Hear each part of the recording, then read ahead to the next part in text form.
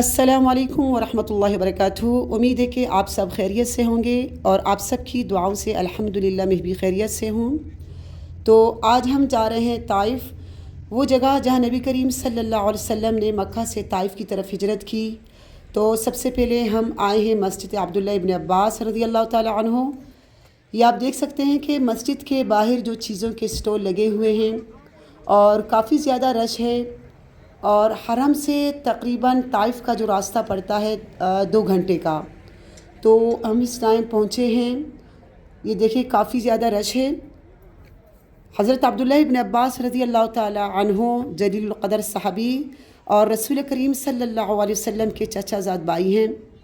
یہ تقویٰ اور طہارت کے پیکر دن کو روزہ اور رات کو عبادت کرتے تھے، سحر کے وقت مغفرت کرتے اور اللہ کے ڈر سے یوں زار و قطار رونے لگتے کہ آنسوں کی جری لگ جاتی، اور آپ کتاب الہی کے رموز و اسرار کو سب سے زیادہ جاننے والے تھے اور مفسر قرآن تھے۔ حضرت عبداللہ ابن عباس رضی اللہ تعالی عنہ ہجرت سے 3 سال پہلے پیدا ہوئے تھے۔ جب رسول کریم صلی اللہ علیہ وسلم کی وفات ہوئی تو اس وقت ان کی عمر صرف 13 سال تھی۔ اتنی چھوٹی سی عمر میں 1660 احادیث زبانی یاد تھی، جنہیں امام بخاری اور امام مسلم نے اپنی کتابوں میں نقل کیا ہے۔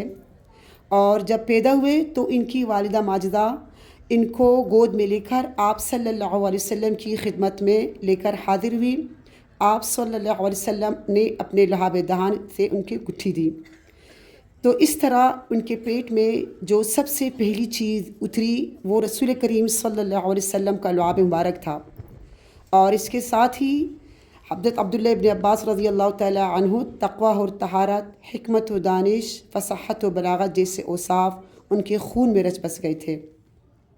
ابھی ہوش ہی سنبھالا ہی تھا کہ رسول اکرم صلی اللہ علیہ وسلم کی خدمت کے لیے انہیں وقف کر دیا گیا۔ آپ رضی اللہ تعالی عنہ سفر و قیام میں آپ صلی اللہ علیہ وسلم کے ساتھ رہتے۔ جب آپ صلی اللہ علیہ وسلم وضو کا ارادہ کرتے تو فوراً پانی لے کر خدمت اقدس میں حاضر ہوتے، اور جب نماز شروع کرتے تو آپ صلی اللہ علیہ وسلم کے قریب ہاتھ باندھ کر کھڑے ہو جاتے۔ تو اس کے بعد یہ تھی حضرت عبداللہ ابن عباس رضی اللہ تعالی عنہ کے بارے میں۔ اس کے بعد ہم لوگ آگے چلے، یہاں زیارت کرنے کے بعد ہمیں جو گروپ والے تھے ہمیں آگے لے گئے وہ جگہ جہاں نبی کریم صلی اللہ علیہ وسلم کا باغ تھا، اور جو مسجد عداس وہ آپ کو دکھائیں گے۔ تو یہ وہ باغ ہے جہاں نبی کریم صلی اللہ علیہ وسلم نے قیام فرمایا تھا، اور یہاں طائف کے لوگوں نے جب آپ صلی اللہ علیہ وسلم کو پریشان کیا اور ان پر مظالم ڈائے تو یہی وہ باغ ہے جہاں نبی کریم صلی اللہ علیہ وسلم نے آرام فرمایا تھا۔ اور تو جب بھی طائف کا نام آتا ہے تو ہماری آنکھیں آبدیدہ ہو جاتی ہیں، وہ اس لیے کہ ہمارے نبی کریم صلی اللہ علیہ وسلم جب مکہ سے طائف میں ہجرت کر کے آئے تو آپ صلی اللہ علیہ وسلم کے ساتھ زید بن حارثہ تھے۔ یہاں کے جو سرداران تھے ان کو حق کا پیغام پہنچایا، لیکن انہوں نے جھٹلایا، اور اوباش جو شرارتی لڑکے تھے ان کو آپ کے پیچھے لگایا، اور انہوں نے اتنے پتھر مارے کہ آپ صلی اللہ علیہ وسلم شدید زخمی ہو گئے اور جوتے مبارک خون سے بھر گئے، اور انہوں نے آپ صلی اللہ علیہ وسلم پر بہت ظلم ڈھایا ہے۔ تو جب آپ صلی اللہ علیہ وسلم کے نالے مبارک جو خون سے زخمی ہو گئے تھے تو اس وقت آپ صلی اللہ علیہ وسلم بے ہوش ہو گئے، اور زید بن حارثہ نے آپ صلی اللہ علیہ وسلم کو گود میں اٹھایا، اور یہاں جو بتاتے ہیں کہ یہی وہ باغ ہے جہاں آپ صلی اللہ علیہ وسلم کو یہاں بٹھایا، اور یہاں اس انگور کی بیل کی جو انگور کے باغ ہیں، یہاں ایک انگور کے باغ جو وہاں آپ صلی اللہ علیہ وسلم جو انگور کی جو بیل کے نیچے آپ صلی اللہ علیہ وسلم نے آرام فرمایا، تو اس وقت عتبہ ابن ربیعہ جو کفار جنگ بدر میں جو سردار تھے انہوں نے دیکھا تو ان سے بھی رہا نہیں گیا، اور وہ بھی آبدیدہ ہو گئے اور کہا کہ محمد صلی اللہ علیہ وسلم کا کیا حال ہے، کیا حال کر دیا طائف کے لوگوں نے۔ اور تو انہوں نے جلدی سے پلیٹ کے اندر انگور سجایا اور اپنے غلام عداس کو بلایا اور کہا کہ یہ انگور جو سامنے شخص زخمی ہے ان کو دے دینا، تو وہ لے گئے۔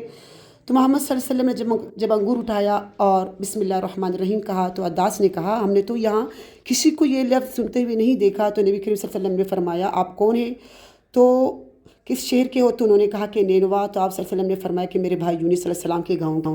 تو جب نبی کریم صلی اللہ علیہ وسلم نے کہا کہ میرے بھائی یونس علیہ السلام کے گاؤں سے ہو، تو عداس نے کہا کہ آپ کو کیسے معلوم یونس علیہ السلام کے بارے میں؟ تو آپ صلی اللہ علیہ وسلم نے فرمایا کہ وہ بھی نبی تھے اور میں بھی نبی ہوں۔ تو عداس پریشان ہوا اور اسی وقت نبی کریم صلی اللہ علیہ وسلم کے ہاتھ چھومے اور آپ صلی اللہ علیہ وسلم کے ہاتھ بیعت کی اور کلمہ پڑھا اور مسلمان ہو گیا۔ تو یہی داستان تھی اس مسجد کی، مسجد عداس کے بارے میں، جو آپ نے دیکھی، اور وہ باغ بھی دیکھ لیا۔ یہ دیکھیے وہ مسجد عداس یہی ہے۔ تو یہ میرے مکے کا جو ہے نا آخری ویڈیو ہے، جو میں نے ساری ویڈیو آپ سے شیئر کیے۔ چلے اللہ حافظ۔